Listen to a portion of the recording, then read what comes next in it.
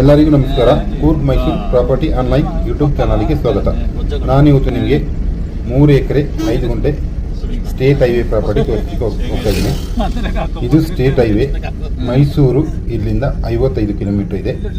ಇಲ್ಲಿಂದ ಅಂದರೆ ಈ ಪ್ರಾಪರ್ಟಿಯಿಂದ ಈ ಸ್ಟಾರ್ಟ್ ಆಗುತ್ತಲ್ಲ ಈ ಪ್ರಾಪರ್ಟಿ, ಅಲ್ಲಿಂದ 55 ಕಿಲೋಮೀಟರ್ ಮೈಸೂರಿಗೆ. ರೋಡ್ ನೋಡಿ, ಸ್ಟ್ರೈಟ್ ರೋಡ್ ಇದು. ಈ ಪ್ರಾಪರ್ಟಿ ಇರೋದು ಹುಣಸೂರು ತಾಲೂಕು, ಮೈಸೂರು ಜಿಲ್ಲೆ. ನಾವೀಗ ಇಲ್ಲಿಗೆ ಬಂದಿದ್ದೀವಿ.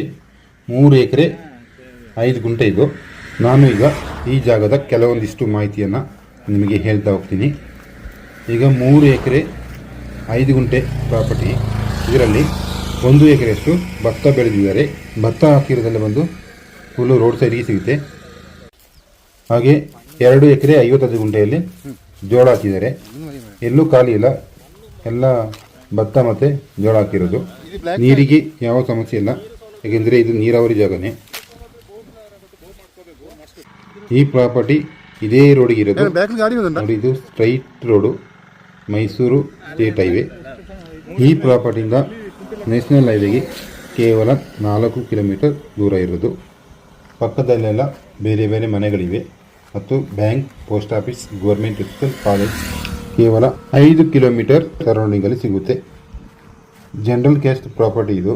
ಸಿಂಗಲ್ ಓನರು, ಸಿಂಗಲ್ ಬೌಂಡ್ರಿ ಮತ್ತು ಇದು ರೆಕ್ಟ್ಯಾಂಗಲ್ ಸೇಫಲ್ಲಿದೆ. ತುಂಬ ಸೇಫ್ಟಿ ಇರುವ ಜಾಗ. ಯಾವ ಟೈಮಲ್ಲಿ ಬೇಕಾದರೂ ಬರ್ಬೋದು, ಏಕೆಂದರೆ ಸ್ಟೇಟ್ ಹೈವೇಗೆ ಇರುವಂಥ ಒಂದು ಪ್ರಾಪರ್ಟಿ. ಯಾವ ಲಿಟಿಗೇಷನ್ ಕೂಡ ಇಲ್ಲ. ನಿಮಗೆ ರಿಜಿಸ್ಟ್ರೇಷನ್ಗೆ ಡೈರೆಕ್ಟು ಓನರೇ ಸಿಗ್ತಾರೆ. ಇದರ ಆಚೆ ಕಾಣ್ತಾ ಇರೋದು ತೆಂಗಿನ ಮರ, ಅದೆಲ್ಲ ಬೇರೆಯವ್ರದ್ದು. ಈ ಭತ್ತ ಬೆಳೆದಿರೋದು ಮಾತ್ರ ಸೇಲ್ಗಿರೋ ಪ್ರಾಪರ್ಟಿ. ಇದೆಲ್ಲ ಬಂದು ಬ್ಲ್ಯಾಕ್ ಸಾಯಿಲು.